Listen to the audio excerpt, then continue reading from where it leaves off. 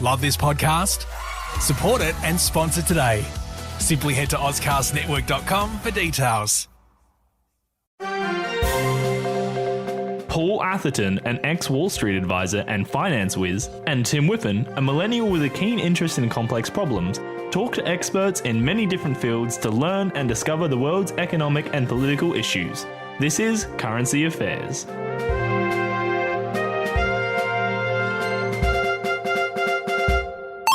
I'm here today with Paul Atherton. How are you, Paul? I'm great, Tim. It's good to hear. Now, I've heard you say earlier that you think USA is doing quite well economically.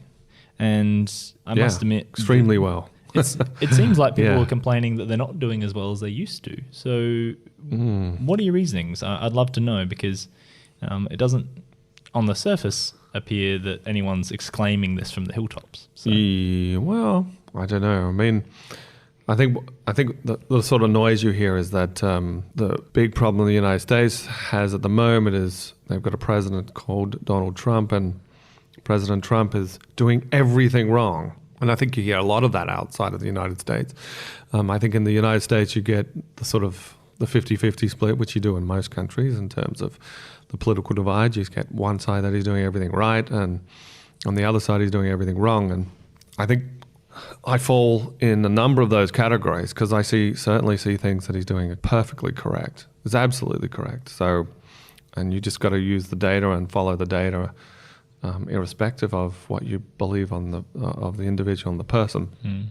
And we should be driving ourselves and understanding the world via the data, not by the way we just feel about something. Or even the news media necessarily. Particularly the news media. I mean, the news media is just so far off.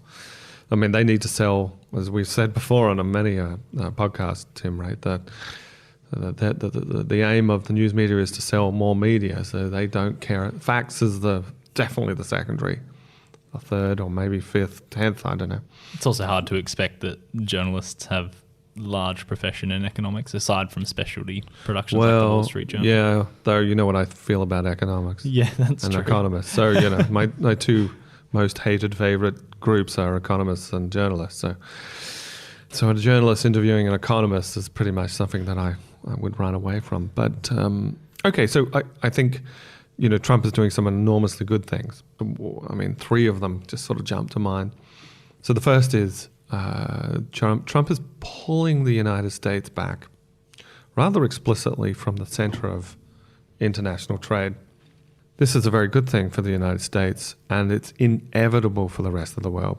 And it's the rest of the world that's upset by this. Now, what you hear most of the time is, particularly from countries that utilize the United States the most to their advantage, they manipulate it to the most of their advantage. And there are three major countries: Germany, Japan, China. Those countries, guess what, are the least happy with what Trump is doing. They're least happy, and there's a very good reason for it. It's because they utilize the structure of the United States economy within the global economy to their advantage. And what Trump is doing is he's moving the United States out of it. I don't necessarily agree with the approach. That is, he's using tariffs and various other efforts, but there are some of his approaches which I do agree with, which is renegotiating to a degree various trade agreements, and this is no problem there.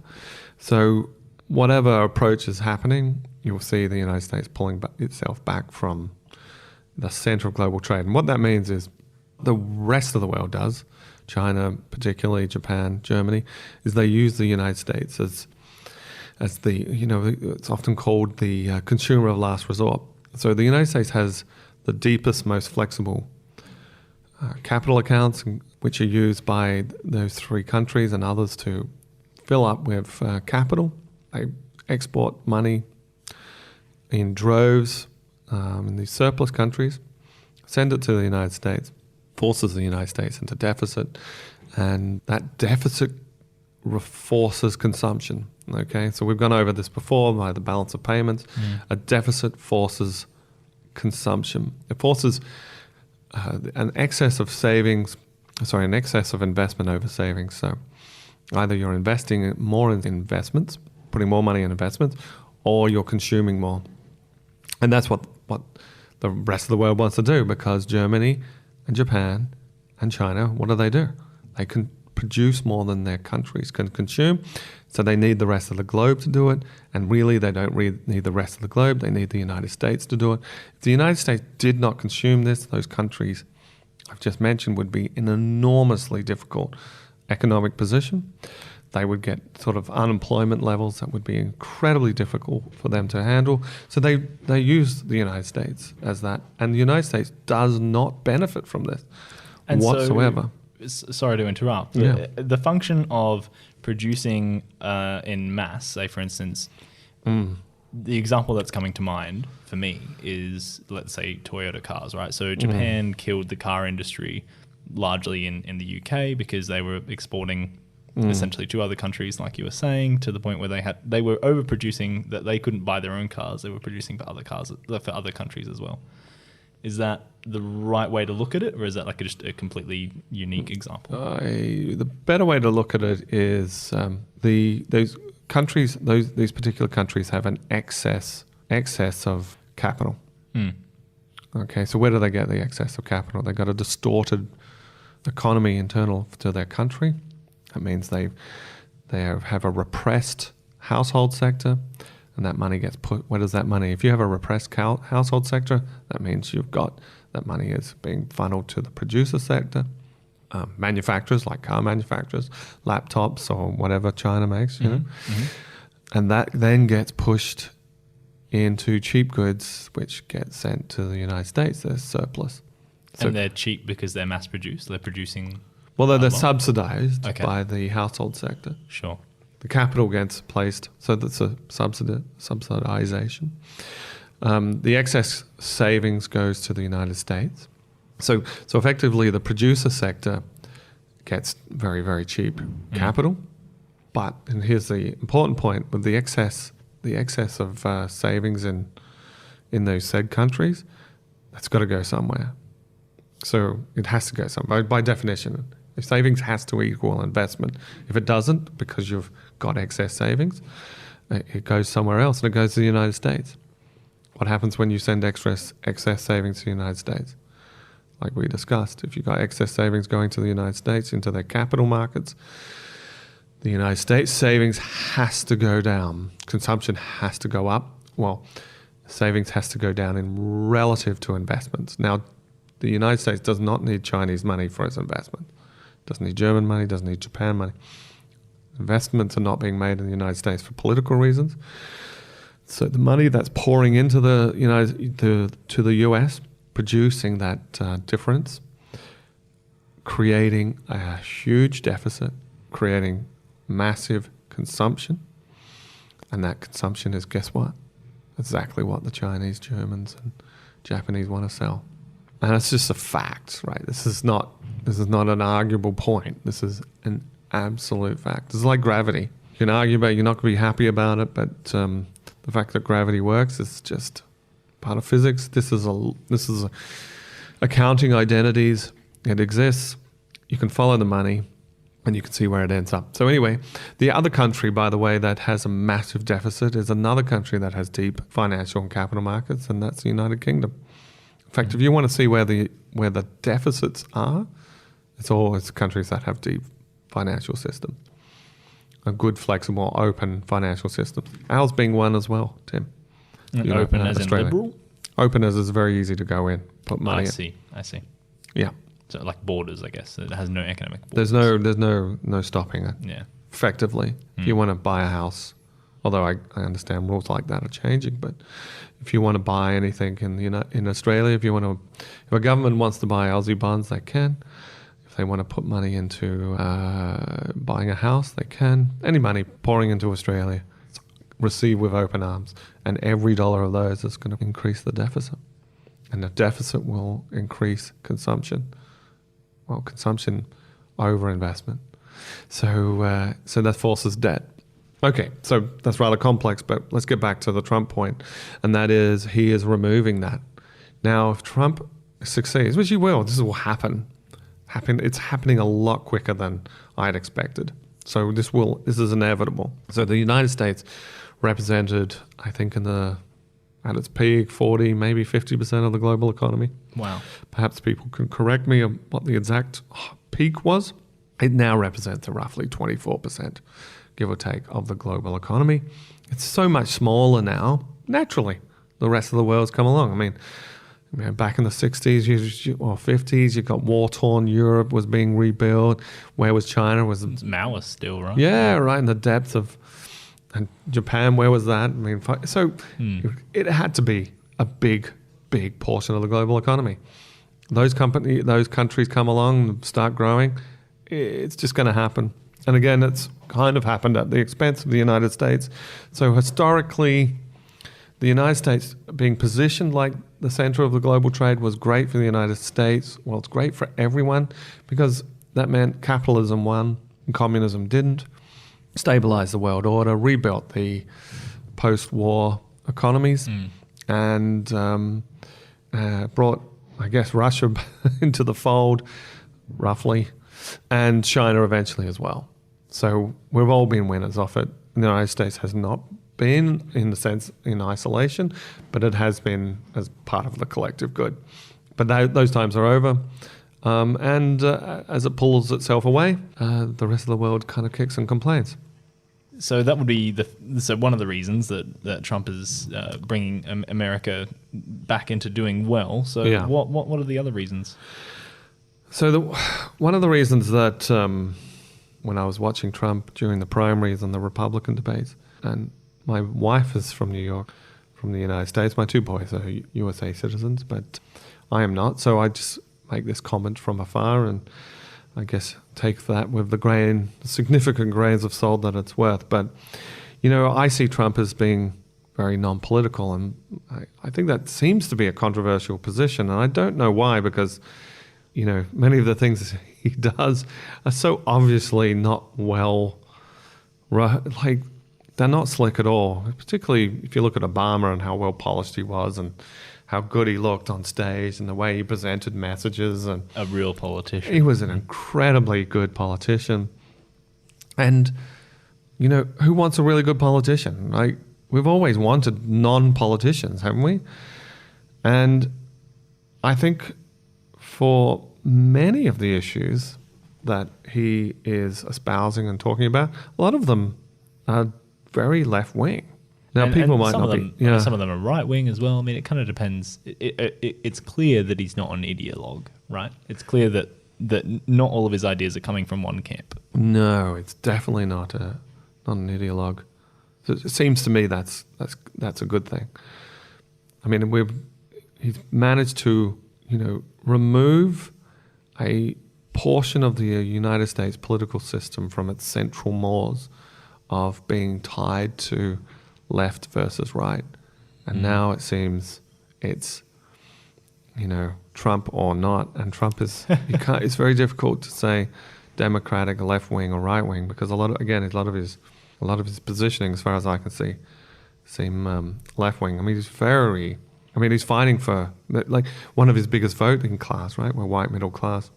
So he was going for a large portion of the people that are traditionally Democratic, and he is supporting them. He's one of the only people that have given them a voice. So not being political gives him a little bit of a free hand, or not a little bit, a significant free hand, and I think that's really good. I mean, what's the great thing? Because when you look at him, I think most people like him or hate him can sort of see the bruises or the scars of a guy that's been there and has done that, like the guy that's actually done something. Whereas the politician literally hasn't done anything. And they enrich themselves post their political career. Well, Trump, people seem to be very upset, again, mostly on one side of the party, that he's so wealthy, but at least he's wealthy on the way in, not on the way out. So he's going to make policies. I mean, isn't it better that he's doing things now? Right? Like, is it any better if he's doing for a politician to make policy to enrich themselves post presidency versus while he's doing it? I mean, I don't see the argument there. So, anyway, so he's got these scars of being a real practitioner, and a politician is the last person to being a practitioner. I'm very pleased with that. And the third reason I think Trump is quite an interesting character and potentially very, very good for the United States economy is, and this is a controversial position, and I predicted this. This was one of the reasons I was more positive on Trump than many when he was first elected. My bet was that he wouldn't get much accomplished.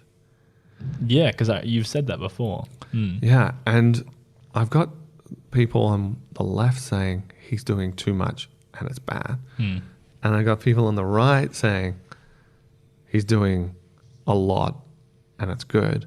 And I don't see him doing much at all, except for on the occasion he's removing things. So there was a tax break. That seems to be the biggest economic. Yeah. So, and again, so he achieved one crowning achievement is a tax break. Now, I think this is economically very bad. This is a bad thing. It's not what the United States needs, but let's not get into that. But thank God he's only achieved one thing. Yeah. Like, you really don't want, as far as I can see, too many politicians achieving a lot. You don't want, we used to say in Wall Street, the only thing worse than an idiot is an enthusiastic one. And you don't want an enthusiastic politician. That can be a disaster. So what he is enthusiastic about, FYI, is removing regulations. And he has done a significant amount of that. And that causes a lot of people a lot of grief. But guess what? That really helps the economy. I mean, a lot of politicians, what do they want to do? They want to create regulations. That's called red tape. Yeah.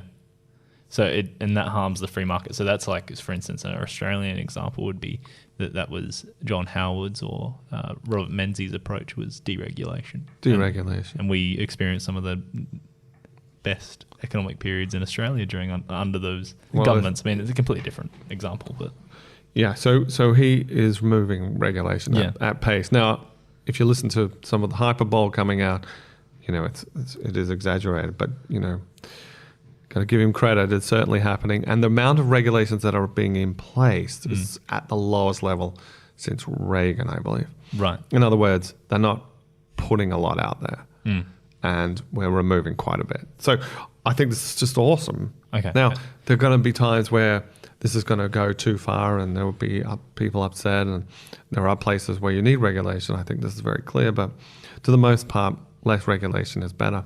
Is this is purely economic talk, or this is we're talking from economics? Yeah, not from a social point of view. Just to be clear. Yeah, from a social perspective, but to the most part, you've got to realize that to the most part, regulations don't help the social good as much as you think, and clearly there are cases where it does.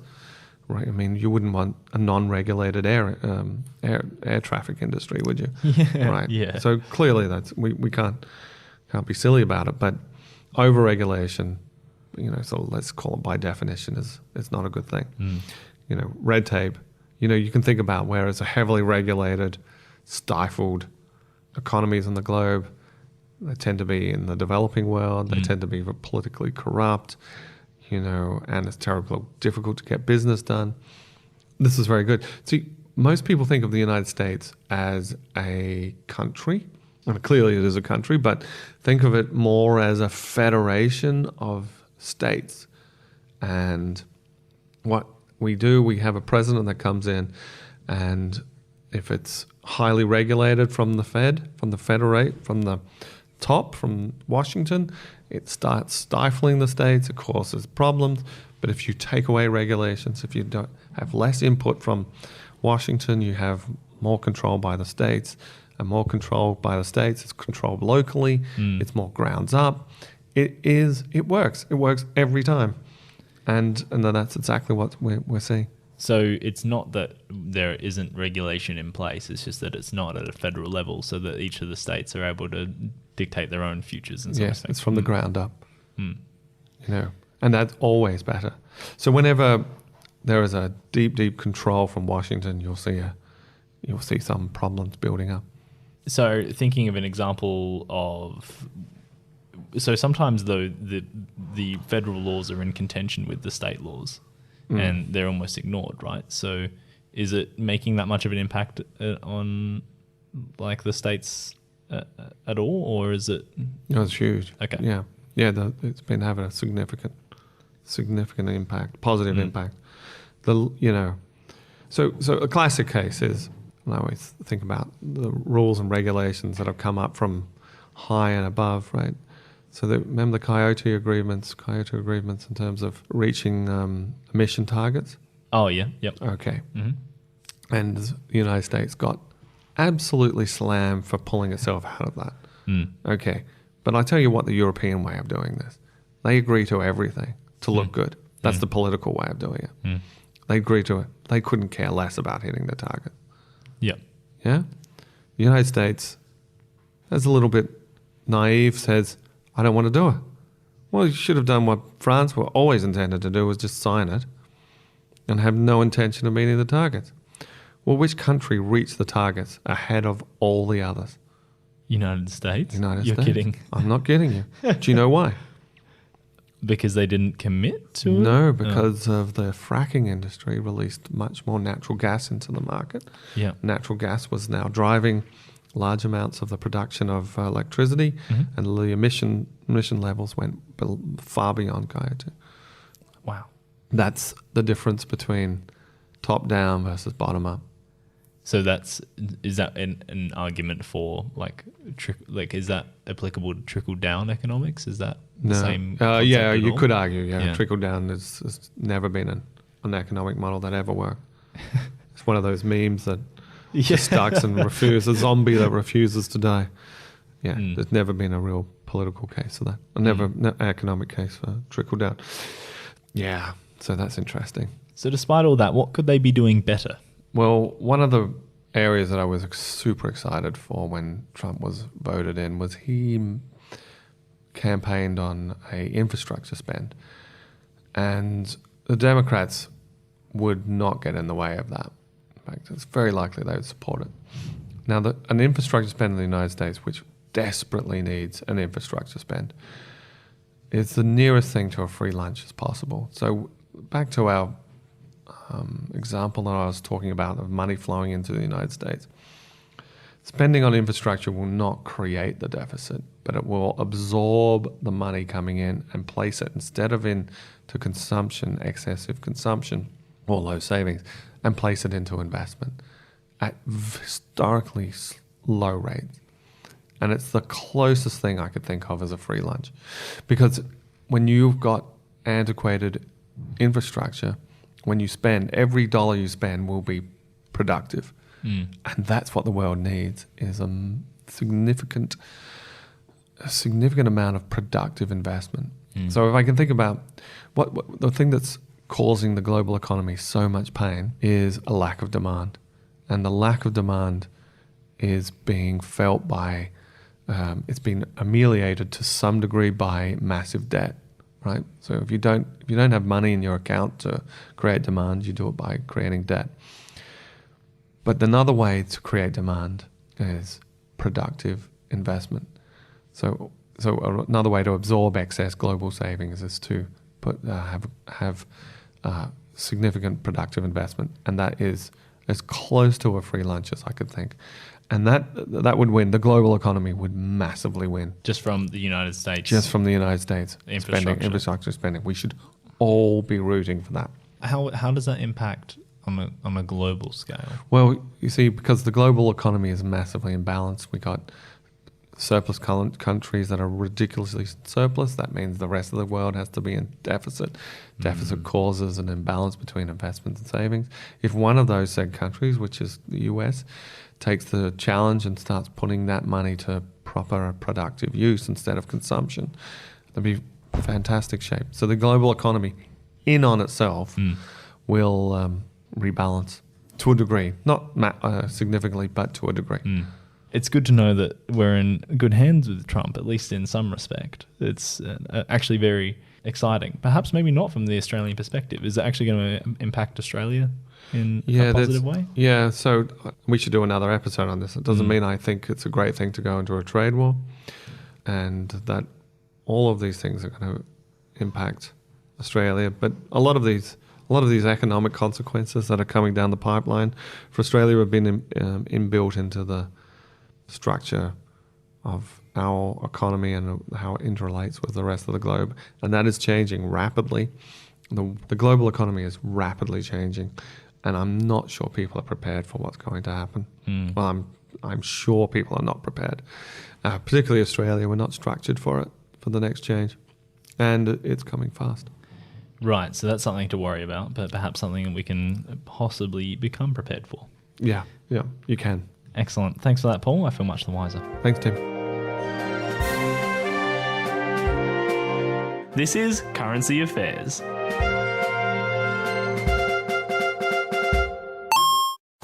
Love this podcast? Support it and sponsor today. Simply head to AuscastNetwork.com for details.